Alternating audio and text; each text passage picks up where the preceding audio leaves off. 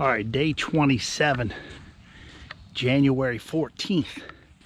And I say day, but I mean the sun's going down. And the sun's already down behind the horizon. I walked down to the beach because that's my favorite thing to do. Have I told you how much I love the beach? Not really much going on. I did some laundry and stuff like that. A couple things around the house. I gotta leave the house Friday, tomorrow. Tomorrow I gotta run out and do a couple things.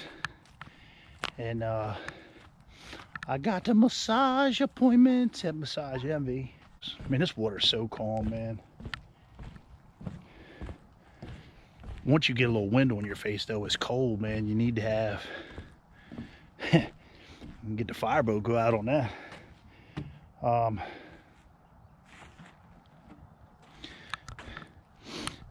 Chop, do you watch these things? Let's go for a ride. Be a good night to go out to the lighthouse, man. Holy cow. Smooth it is. Ooh. But nah, pretty chill. Some guys, whoever, peoples have been asking for more stories. I'll try to put some up on TikTok, but TikTok limits you to a minute. So I can get my fire talks in there. It's hard to get some of the fire talks in there. It always cuts me off at the end. But golly, man, have I told you how much I like it down here? Golly. That's beautiful. Yeah. All right, here's a fire I ran my volunteer station. And again, it goes back. I don't want to give you super recent stuff. I don't want to give you, but I'll mix it all up in there. I've been going through pictures looking for videos. That's how I found an old, when we used to play paintball. I say we, a couple guys from West Lanham, 2 guys from work, 3 guys from work. Yeah, Freddie, Rob, and Siegel. Yeah, 3 guys from work. And then Melissa, I would consider her friend of ours, but she's actually a good friend. And Rick has played. What was that dude? Tattoo, man. Holy cow, that dude. Well, we got a good amount of people from West Lanham too, now I think about it. Either way, you guys know I like to ramble, and rambling is what I do. But either way, man, we got a huge group of people that played paintball, and we used to go down to Pev's in Virginia, and you know, I'm friendly with everybody, man, so we made friends with those guys. And Pev himself was a paintball player, and what he did is he started taking all his prizes and stuff from winnings and opened a little store, because he started winning so much stuff. Then he started playing professional. Then he actually opened a paintball store. Since he was selling paintball stuff, he got a good little following or whatever. And now, you know, today you hear the paintball store, Pev's. It's actually from a guy who used to play paintball, and then Pev's they had a couple teams. You know, they had different ages and stuff like that. But so of course, when you played for him, and I never played for him, I'm just rambling about some fun facts. Fun facts. When you played for him, you know, you were fully sponsored or whatever. But what he would do is he would get you a job at his stores. So when we go to Virginia, all the professional paintball players were the refs. So the refs were giving us tips, and you know, like I said, we really got in close with them. So no matter what Pev store we went to, we always saw one of the people we knew. And then it was easier for me to go to Rockville. I could just launch up there. And then if I paid cash and bought so many paintballs, I get a real good, because I don't know if you know what a case of paintballs cost, man. It's like 40, 50 bucks. And then it depends what you buy. Like when we played those tournaments we went to, we got a very expensive ball. It broke really easy, and that paint like gooed on you. And you know, cheap guns wouldn't shoot it. If you had a cheap gun, those Titmans or whatever, them balls would just blow apart when you shot them. But yeah, so we got real expensive paintballs, and I'd pay cash, we'd get a whole bunch, and then it cost so much to enter the tournament each month. We played every month, so we have like 4 or 5 people play, and then we split those costs. So the entrance fee was like maybe $100, $150, something like that. And then you had to use Pev's paint in the tournament, which we did. I just buy them in advance. And, you know, again, the refs knew us. So you couldn't just say, like, you know, I got some crap offline and get it real cheap or whatever, which you don't want to use those cheap paintballs in tournaments, I'm telling you. Pay the extra. But yeah, so we'd pay, it was maybe anywhere from, depending on how many players we had that game, because we always played, it was like 6 games at least. Sometimes you know, we won prizes a couple times and got some pretty cool prizes. So I don't think we ever took a first or anything like that. And then the top, so many get percentage off on, you know, goods and stuff, and, you know, whatever. But no, those were good times, and I stumbled upon that video, and yeah, so when you see the paintball video, you're like, where'd that come from? That's actually me. Yeah, a bunch of us at the firehouse used to play. And as I go through that stuff, you know, I see other fire pictures and all kinds of stuff, and then I just stumble onto, like, you know, just as much as I ramble. And if you've been in my lives and seen how I bounce from subject to subject, same thing, man. I'll start off looking for something. I end up looking at kids. I was playing in Disney, you know, it's like wild, man. But I'll stumble across pictures now and again, and they remind me of stories. So these are the stories that I always, you know, come up with out of the blue or whatever. Like, where'd that come from? I'm sure you don't. You're probably like, you know, it's just, man, I got thousands of pictures. And yeah, I can't go through them all. When I try to go through them all, you know, I miss some. But either way, so we ran a fire, and I was on the engine, of course. Our engine in truck from West Lanham ran it. And I want to say we were third due engine. We were third due engine and second due truck. And I was on the engine. We got there, pulled a long line, fire on the second floor. So we went to the third floor. We were floor above, ran up floor above. We got the line with us. Smoky as hell, couldn't see anything. So we started doing a search real quick.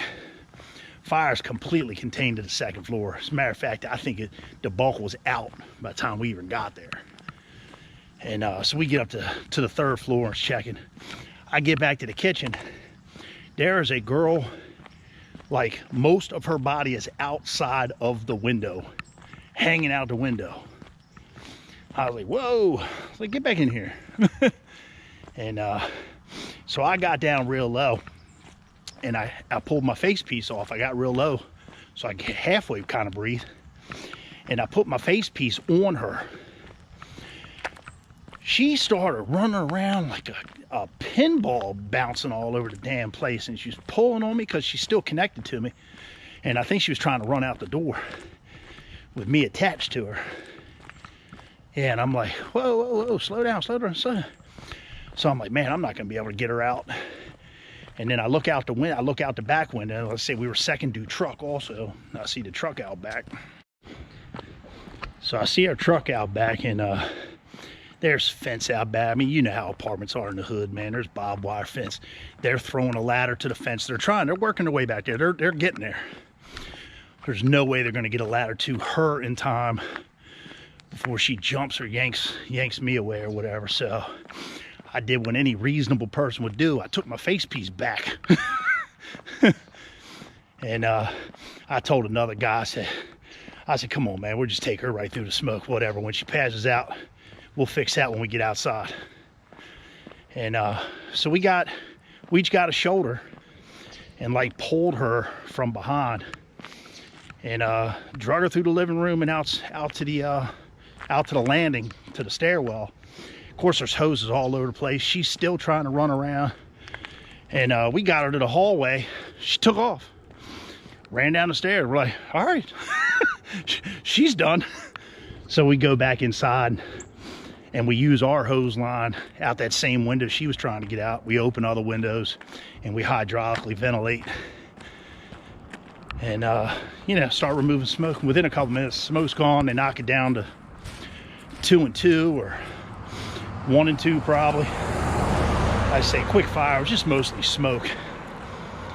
But yeah, you never know what people are gonna do, man. It's so easy to say. It's easy to practice for a fire. It's easier to tell somebody, hey, this is what you need to do. It's easy to tell us, hey, this is how you get someone out. It's easy to say that. But when they don't cooperate, what are you gonna do, man? Yeah, make the best of it. Do what you gotta do. Drag them jokers out, man. And like I say, we got her to the stairs and she took off. We didn't even have to take her down the stairs. One less thing we had to do. We went back in, went back to work, whatever. She'll be all right. So, yeah, it's firefighting in the hood, man. Here's one, I don't want to say whose first do it is. One, because I hate giving them any credit for anything. But, so they hit out a house. We were second due. And we were probably, I think we were second due engine, first due truck, maybe. Or we might have only ran the engine on it. I forget what the combination was. But the chief and I were both at the station. And we blasted out in the buggies. So we slid in, and the first arriving company, whose first due it was, their chief was there. He took command. We told him, hey, we're going in. So their hose line was just going in the front door, and I could see the back windows all blackened up. And I was like, oh, that fire's in the back bedroom. As soon as I seen their hose line charge, I had a hook. I took out that window. Fire come blowing out that window, and you could hear their line open. It was like perfect. I was like, yeah. They knocked the fire. I run around and go in a side door. And as I go in, I heard that the first crew was pulling somebody out. And then when I went in, I seen somebody run through the kitchen. I was like, who the hell's that? I said, excuse me. And my chief was right behind him. He said, hell no, Miller, that one's mine. He grabbed a hold of dude and, well, I think it was the wife. He grabbed a hold of that lady and just kept them in, you know, corralling them in, took them out the front door. And I just thought that was so funny. I seen somebody run by. I was like, what the hell's in here? And this smoke, you can barely see. We're all, you know, breathing air, obviously. He goes, hell no, Miller, that one's mine. Oh, that was great. But nah, that stuff was so common, man. And every day stuff like that. But I know those are the good times, man. And you know, people can think it's cowboy, people can think whatever, but when you're running that much fire, you know, there's not the proper this, the proper that. It's, you know, we run. People say, you know, smooth is fast and fast is sloppy or whatever they say. I don't know. But fast saves lives. And if you don't want to trip and be sloppy, train at those high speeds. Absolutely train at those high speeds. Let me show you a video. So check this video out. when you practice at these speeds constantly, and obviously you just watched that was not their first try. It's training. You know, people always say, you know, the PG boys are cowboys and everything else. When you train, practice, and actually do it in real conditions over and over and over, you get kind of good. And hey man, if you can't run without tripping, don't run. We can do it, but you know, don't talk about us when we're doing it proficiently, and you can't do it yourself, man. That's not our fault. Unless I come back at you with something, man. That's it, man. Day 27 and January 14th. I got a podcast. I don't know when I'm gonna post this, but I got a podcast on Friday, January 15th at 8 p.m. That's gonna be run from my TikTok live. I got a guy who's hitting me on a podcast app, and I'm gonna hold that app next to my iPad so we can do that. So if anybody does TikTok or whatever, I'm gonna be on there. I'm gonna be on there live tomorrow at 8 p.m. And there's gonna be a guy, you know, doing interviews, questions, whatever I'm gonna talk about. I got the agenda. I'm gonna talk about. He's gonna open with, you know, who he is and who I am, and interviewing me. Then I'm just gonna do my bio, my life, how I became a firefighter, and then we're gonna talk about some calls and just simple firefighter chat. Different things I've experienced in the fire service, politics in the fire service, and